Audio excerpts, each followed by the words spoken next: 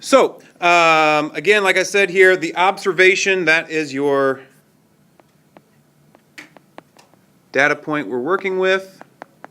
And so then to find our Z-score for Margaret there in example 1, they're telling us that they give us an age group. Does the age group, is that the data we're talking about? No. The age group is just saying that we're not sampling everybody that took the IQ test. We're just sampling the people that were aged 20 to 34. That has nothing to do. That's not our X value. That's not our mean. That's not our standard deviation. Okay? So we don't worry about the 20 and the 34. What we worry about is the fact that we have a mean of 110. We have a standard deviation of 25. And the data point we're dealing with is what? For Margaret? 90. That is our X value. That's the data point we're worried about. Okay? So, to find her Z-score, we are then going to calculate X minus X bar divided by S sub X. The observation, or the data point, minus the average divided by the standard deviation. So what are we getting for Margaret?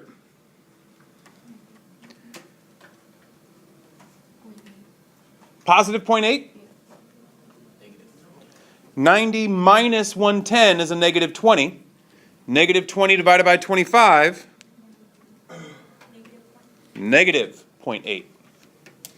So, for Margaret, we get negative 0.8 as her Z-score. So, again, what does that mean? What does a Z-score stand for? That means that her score of 90 is 0.8 standard deviations to the left of the average. It's 0.8 standard deviations below the average. That's what that stands for. Remember, Z-score stands for the standard deviations away from the mean. Okay? That's what it is. So then, let's take a look at example 2. Example 2, we want to, it says a survey was conducted to measure the heights of U.S. women in the 20 to 29 age group. The heights were normally distributed with a mean of 64.3 inches and a standard deviation of 2.6. A woman from the study is randomly selected. What is the probability that her height is less than 56.5 inches? So, in order for us to find the probability that this woman's height is going to be less than 56.5 inches, we have to find the Z-score for that first. Okay? So, taking our data, looking through the problem here, did anybody identify the X value? We have to identify X, X bar, and S sub X. 56.5 is the one that we're asking about, right? So therefore, that is our data point. 56.5. In the problem, they tell us that our mean is something. What is the mean? What's the average? 64.3. And then they say that our standard deviation is something. 2.6. So we got to use that data to calculate the Z-score. So our observation minus the mean divided by the standard deviation. We get negative 3. Okay, negative 3. That is clear out here at the end of our graph. There's negative 3. And so we got to know now, are we looking for the data to the left of that or to the right of that? Randomly selected, what is the probability that our height is less than 56.5 inches? So which way would represent less than that? Going to the left. And so to shade this is going to be really kind of hard, so I'm just going to kind of shade it in red there like that. Okay? So we're looking for what percentage of women in this age group fall into that little itty-bitty little tail of our graph. Okay? So is this going to be a big number? No. So if you get an answer of like 42%, big bells and whistles in your head should be going off. That, hey, I did something wrong. Okay?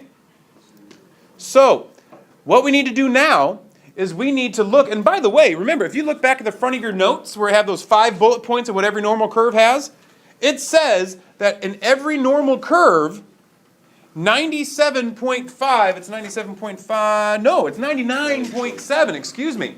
99.7% of your data falls within 3 standard deviations of the mean. Well, we are at 3 standard deviations, so that means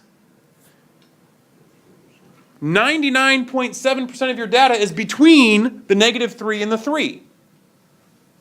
So our answer has to then be less than 0.3% of our data, because that's all that's left out in the tails, right? Yep.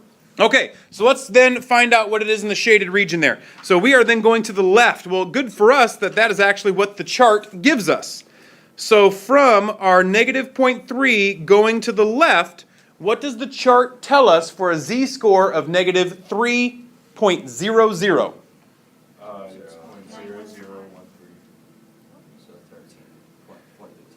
So the score says 0.0013 on our chart. Agreed or not? Agreed. So then, that is our score. We need to change that to a decimal.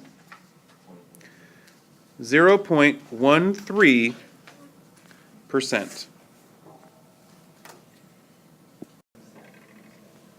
All right, example 3. Finding the percent above a z-score. We've done this in our homework before, but now we got to make sure that we remember how to calculate those z-scores first, all right? So, in a recent year, the ACT scores for the English portion of the test are normally distributed with a mean of 20.6 and a standard deviation of 6.3. A high school student is randomly selected. What is the probability that the student's ACT score is more than 34? Okay, so what is, let's start with the mean. What's the X bar? 20.6. What is the standard deviation, the X sub X? 6.3. And so then what is the data point we're talking about? 34. Let's calculate z-score. Z equals 34 minus 20.6 divided by 6.3. What do we get? 2.13. So 2.13, rounding it properly to 2 decimal places? Yes? Yes. Okay, so on our graph then, I already provided a graph. If you have to draw your own, then draw your own. But we need to find where 2.13 is. That's roughly here. Okay. And now, which way should I shade? What data are we looking for? The question is left or right? What do you think? Right. Going to the right. Because we want the probability that the student's score is more than 34. Higher than 34. That is the data to the right of that z-score. Okay? Well, if we look at our chart now, the chart is going to give us the data going to the left. What is that? Look it up on your chart. 2.13. 0.9834? Well, remember, that is going to the left. We didn't want the data to the left. We want the data to the right. So I'm going to take 1 minus 0.9834. What's that give me? You guys have the calculators in your hands. It's 1.1. No, wait. You guys aren't answering the question being asked. It is 0.0166. Then you should have been able to switch it back. I have a question. Okay. So we get 0.0166. That translates to 1.66%. So if we randomly selected a student from this study, we would have a 1.66% probability of selecting somebody who scored higher than 34 on the English portion of the ACT. You're going to see one in your homework today, and let's work this together. This is an extra example, okay? So just off to the side, or maybe just pay attention to what I'm doing up here. I'll work the work for you. You guys kind of ride along or follow along. If we have, let's say we have a distribution like this. And let's say, of course, we know that this is where 0 is located. And I have a z-score of negative 2.01, and I have a z-score of positive 2.23. Okay? And let's say that I have a, I want to find out the probability of selecting somebody that's in these portions. Okay? If I want to do that, I've got to add those two probabilities together, right? I'm going to add the two probabilities together, but first I've got to find those two separate probabilities. Well, finding the probability for the negative 2.01, that's just a matter of reading it off the chart. So, what does it say on the chart for negative 2.01?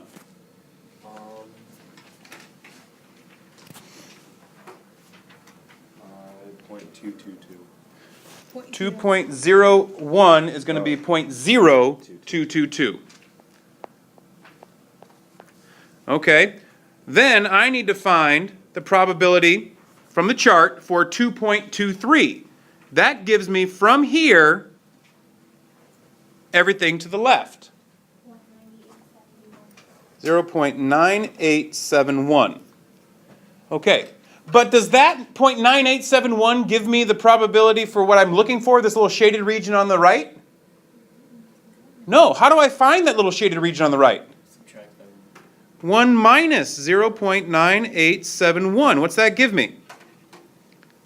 0. Let's go, calculators. 0.0129.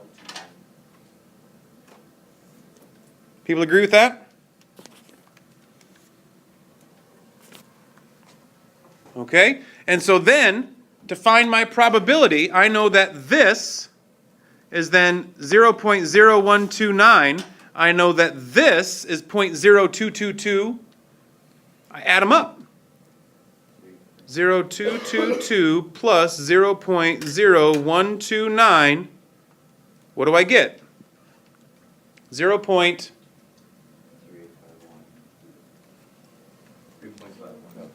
You guys are all giving me percents. I'm working in decimals. 0.0351. Now I've got the decimal. Now I can change that to a percent. 3.51% of my data is sitting in those two red shaded regions.